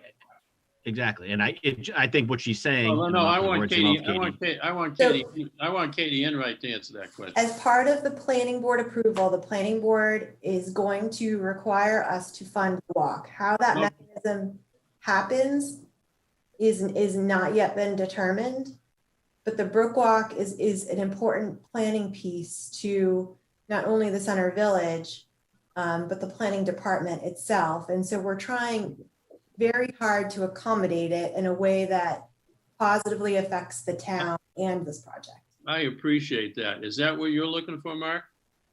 Yes. Okay, very good.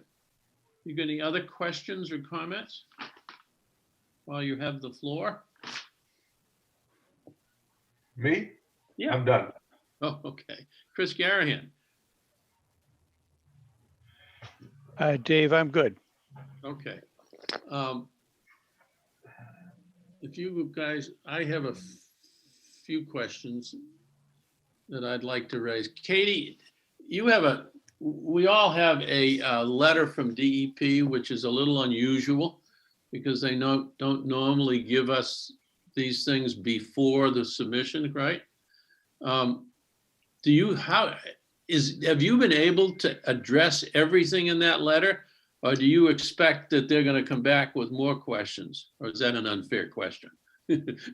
So the DEP letter was issued in response to the filing of the original notice of intent. Received those comments. Luckily, in this case, we received the comments before this commission had ruled, which lately we have not been receiving them in a timely manner. We were able to kind of step back and address those comments and therefore revise the plan to our best ability to meet the comments. And I believe. So you think, yeah, actually, when I read it over, I think you have as well. I just want to make sure that there's nothing in that sticks out like a sore thumb that's going to bother you later. Yeah, no, I mean, I went back, I was able to go back and forth a little bit. She allowed me to communicate back and forth with her a little bit via phone and email before she shut us down. Just to clarify some of the comments. The comment regarding BLSF had to totally do with the mechanical flood storage that we had proposed within the garage. Yeah, that's the one that FEMA said was okay, but they said it wasn't. Is that right? Completely been removed from the project. Yep. Okay. We've removed, she had asked for basically a riverfront analysis to look at alternatives to stormwater, which we've substantially added stormwater within this project and also beefed up our riverfront analysis. She had asked for additional construction narratives, which we've provided, which I think is also meeting the requirements that she requested there. We had a phone conversation about the Brook Walk. I did bring up the fact that we did it across the street not that long ago. She didn't like that at all. And I tried to, interest her in a conversation about why she felt that way. Certainly this area has been mowed every year for the duck race. The trees that are planted there are in such a pattern that they were probably part of an original landscape plan, but the area has been allowed to be overgrown for a significant amount of time. And she feels that it benefits the river for that vegetation to stay. Okay, that's fine. Would you hazard a guess that it is now DEP's preference that no activity occur along a riverbank at all? That people can't clear the riverbank edges, for example? The reason I ask that is some of you will all recognize. Do you remember what Charles River used to look like down in Cambridge? And do you know what it looks like now? I don't know whether DEP did that, but there is no clear cutting of shrubbery along the edge of the Charles River. So the public effectively can't get to the river's edge. And that memo from DEP to you, Katie, almost suggests that that's what she's saying. She did not agree that people and rivers should mix. Yeah, okay, that's all I needed to hear. So we may run into something like this in the future, because there are a lot of streams. Well, for example, guys, if we decided to do anything with those little tiny lots up at Freeman Lake, DEP might say, hey, wait a minute, you got to stay away from the edge of the lake. Anyhow, so you think you've satisfied that? That's good. To me, the only consideration in this project is whether or not we waive the 50-foot no build. And I would ask you, Katie Enright, this proposal puts the building further into the 50-foot no build than the original one did. Now, I understand the original one was in the floodplain too, and this one is not. But was it not possible to move that building 50 feet to the left to get it out of the 50-foot no build?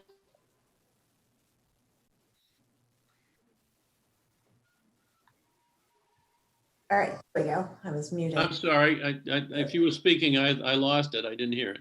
No, that's okay. I muted myself by accident. So to move the building to the left would cut off the ability to do any of the parking down in this area here, and it actually moves us closer to the river. You couldn't put the parking on the right-hand side of the building if you did that? No, we tried everything. Also, by moving the building to the left, we get more into the floodplain because the floodplain. Yeah, I'm sorry. Could you bring that? Do you have that slide handy with the colors on it? Yeah. Yeah. Yep. There's no floodplain to the left, is there? Why is there? Yeah, so it goes up. I don't know why this is not. Let me see. There we go. The floodplain actually rises in elevation as the brook rises in elevation as you get towards the center. So the floodplain elevation, which made this even more fun to try to figure out, is like 128 at this end of the site and 124 at this end of the site. Mm-hmm. So the floodplain actually runs, it comes up into the parking lot here. So if I move the building. Okay, and so, and on balance, an argument could be made that the floodplain's more important than our 50-foot no build. I would think. That would be an argument, right? So remember, because our 50-foot no build is strictly a local bylaw. It's got nothing to do with DEP at all. Okay. Let me, if I could, I made the point earlier that I think this project should go out for peer review, and when we're a little bit later, we can bring that up. I think we're waiting for Papadopoulos to do her engineering review. On the proposal itself, I think that was an extremely good way to summarize this project. I wish more people would do that. Could you just explain to me a point of education on your TSS table? Yeah. Under the 2-year storm drain? Storm rather? Where the hell is that page? I'm going to bring it up. It's like page 4 or 5. I don't know. Right. So there's a little minor increase here. Well, but the bottom line was a substantial reduction, but in between it, let me see, where is it? There it is. So post volume and post rates. So This was a plus down the bottom, the 1600, but everything else was an improvement. No, I'm sorry. Everything else was worse, but the overall volume reduction was good. And I just didn't understand the mathematics. no, the volumes go up a little bit because of, this has to do with the CN that we're feeding into the program. This is going to probably, we want an education in HydroCAD. Don't do that for me. But essentially, it has to do with the weighted average of the curve number. I understand, but why are post-development rates higher, 804 versus 756? It's only higher in the. Why is volume higher, 26,687 versus 25,054? But the overall volume reduction is pretty good. Is that just the arithmetic? These are pluses too. So the volume's not a reduction. The volume's actually a little bit of an increase. Oh, I mean, volume reduction, a plus means it's better. No, this means there's Oh, okay. there's excess volume. So, and typically we're looking at volumes. We're looking at volumes only in the event and when there's an impoundment. So because this site started as a kind of large subcatchments that were flowing with T sub Cs that flowed straight to the river, this has now been broken up into a lot of tiny little subcatchments. And so essentially this happens sometimes when you have just a shorter T sub C path with a higher CN, as you'll get a little bit of a bump in CFS. So this is 0.48 CFS, and that's the rate at which the water leaves the site and hits the wetland. So in all 4 events, there is an increase in discharge rates. No, only here. So only the 0.48 is the only increase. Well, why is the bottom line all pluses? Because these are volumes. So there's 2 things that we're looking at. We're looking at the rate. Back up for a minute. What's good and what's bad? Volume reduction is bad. That's why it's a plus. No. Well, see, that's why I'm confused.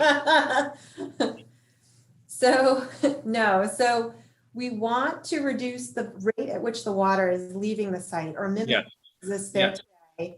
And we want to look at volume in the 100-year event to make sure that the water, if it's entering an impounded area, an area that the water is not going to escape, then that volume will sit within that water body. Here, where we're adjacent to the brook, the water is just going to continue to flow. Right. We're looking at the CFS. All right. Let me, who's laughing at me? An MBA is trying to figure this out. It's not working. We're all laughing, Dave. The maintenance plan itself, Katie Girton, does Ms. Papadopoulos review that as well as her engineering review? I am not sure about that. Well, she gets the whole packet. Yeah, because if she doesn't do it, somebody needs to review the maintenance plan to make sure it's adequate. I certainly don't know if it is. She typically does. Okay, so let's look for that when it comes in. That's all.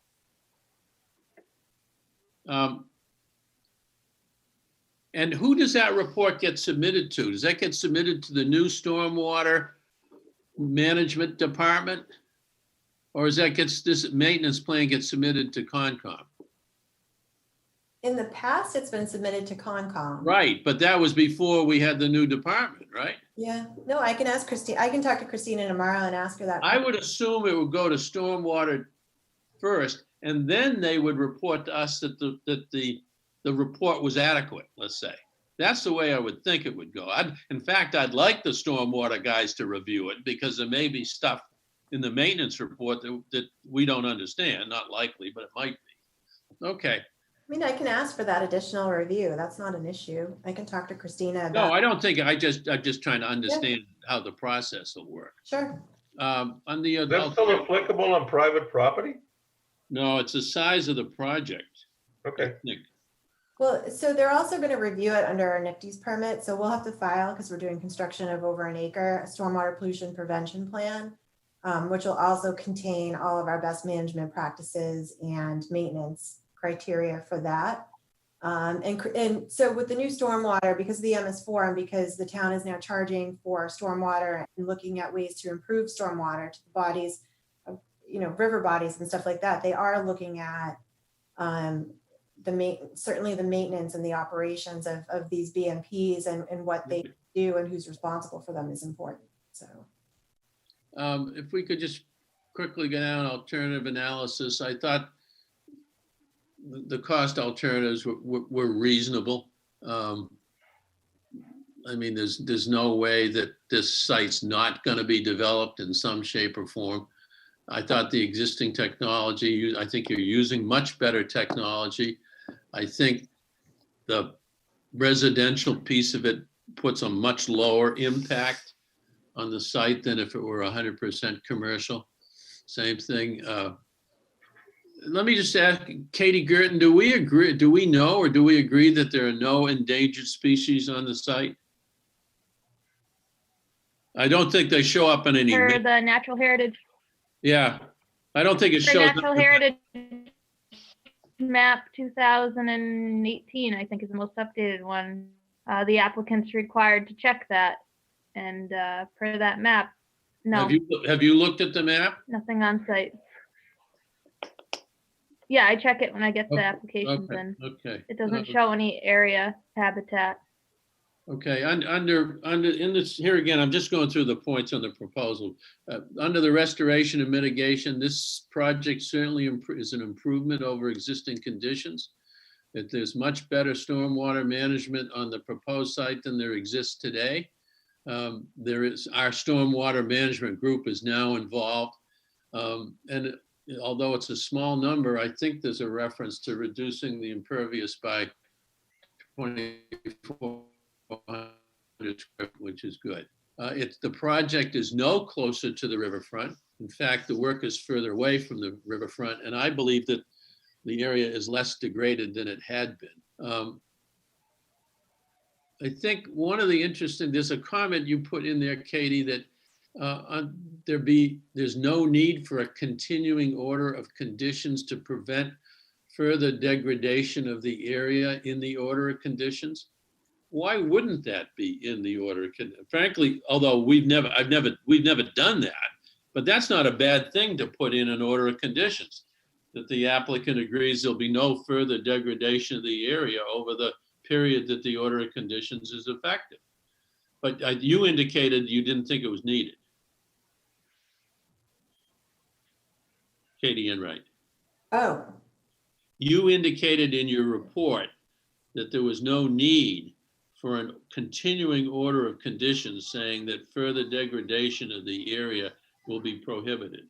And I just would like to know why. I don't think I did that. Where did you see that? Well, I didn't. Like something I wrote. It didn't come out of whole cloth. This doesn't seem like something from our standard report. So.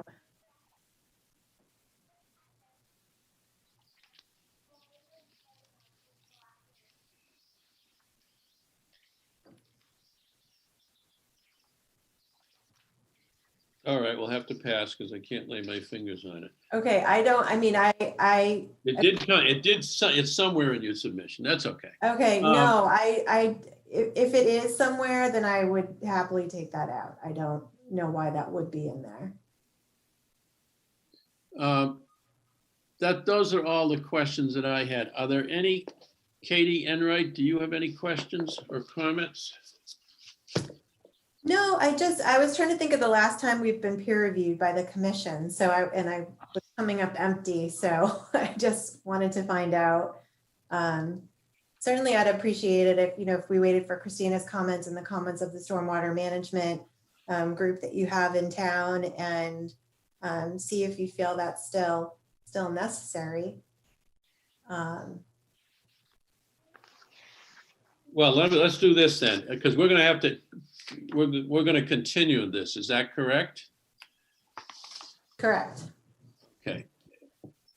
I would ask the Conservation Commission to consider requiring that this project be peer reviewed. Can I have a motion to that effect? Moved. Who's that? By Mark Gibbs? Yes. Is there a second?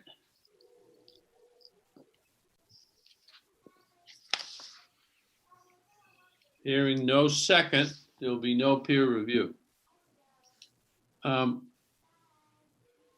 I would like to entertain a motion to deny the project because it violates our 50-foot no build.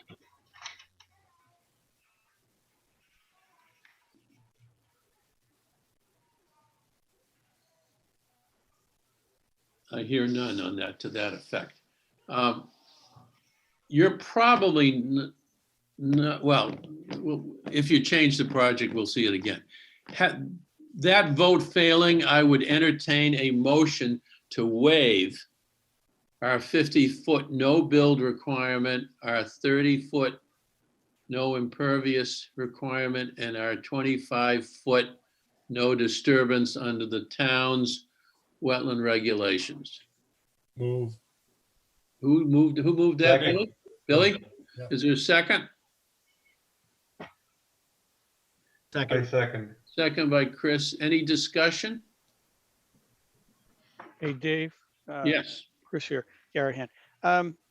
Yeah, I mean, I think personally, I'd probably want to wait. Let's get all the engineering input in before waiving anything. That's just where I'm at. So I'm not ready to waive.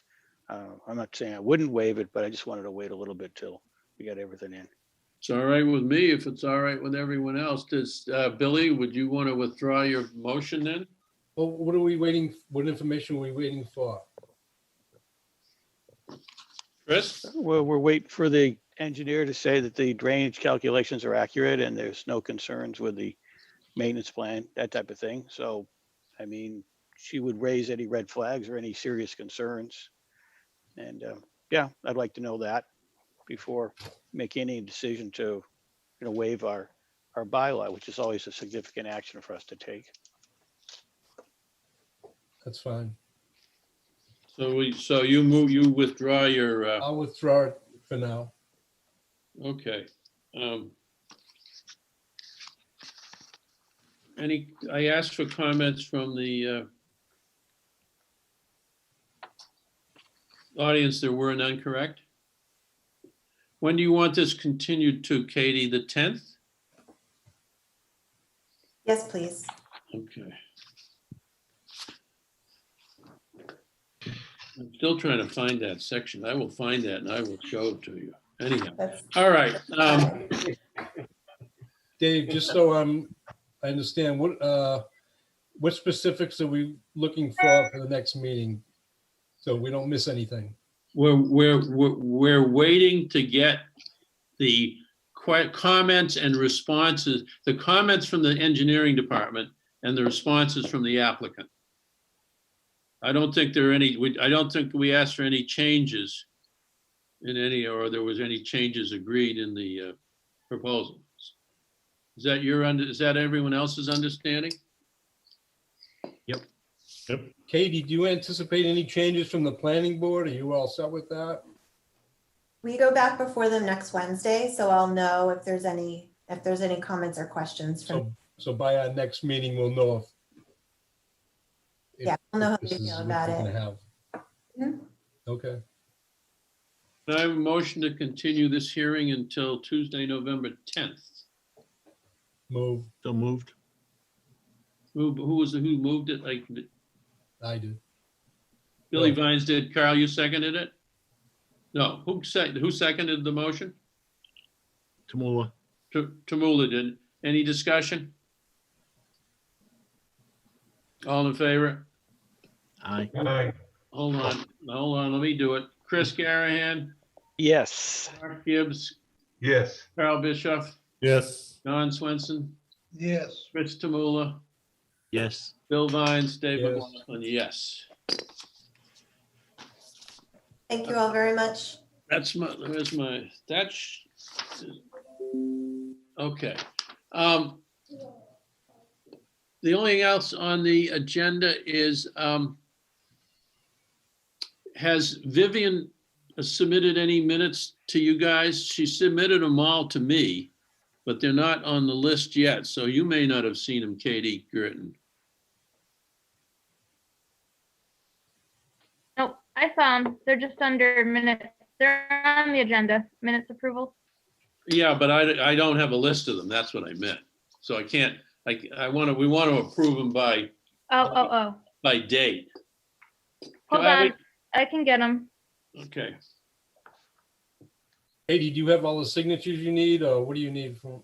I will need signatures for the COC we approved tonight and the order of conditions for 235 Littleton that we just approved.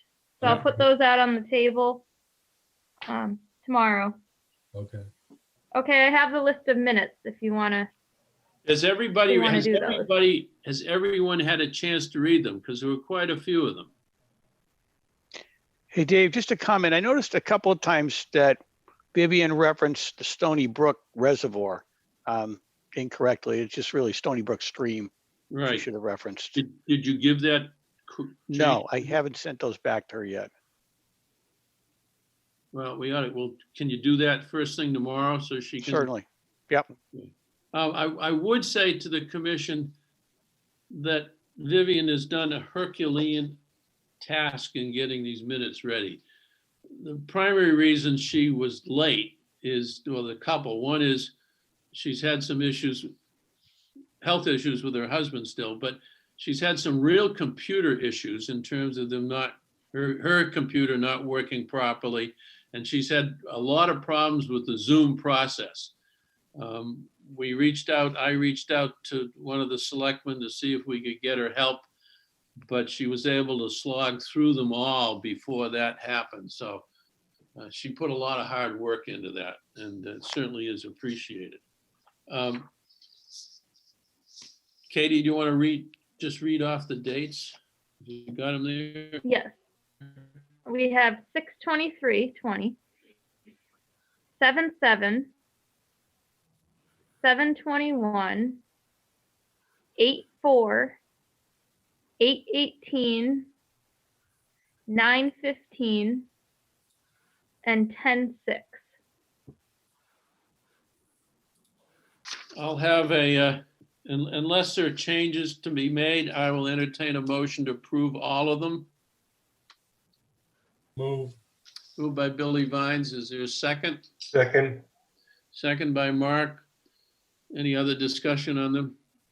Just Dave, that we'll just, Yeah. I'll get those correction around the Stony Brook Stream. You just don't so it's happen to correctly noted. remember which minutes those were, do you, Chris? It was like 2 of them. It was like 2 times we discussed it. Yeah, I think it was.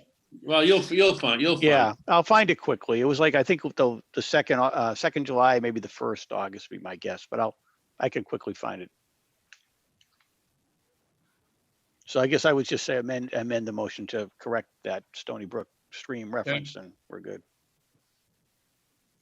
Anything else to come before the commission? I'm sure there is, but I don't recall it.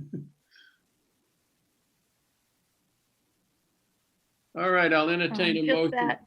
I'm sorry? We'll meet in person next time, hopefully. I'm gonna get more information about that, what it takes to meet in the gym at Town Hall, and I'll let you guys know. I'm interested in who can participate. Having the applicant there might be helpful, but I mean, we've got 9 people without an applicant, so I don't know what the volume is going to be. I'll find out. You'll let us know, though. Yes. Motion to adjourn. Move. Done. See you guys. Good night, everybody. Good. Good night.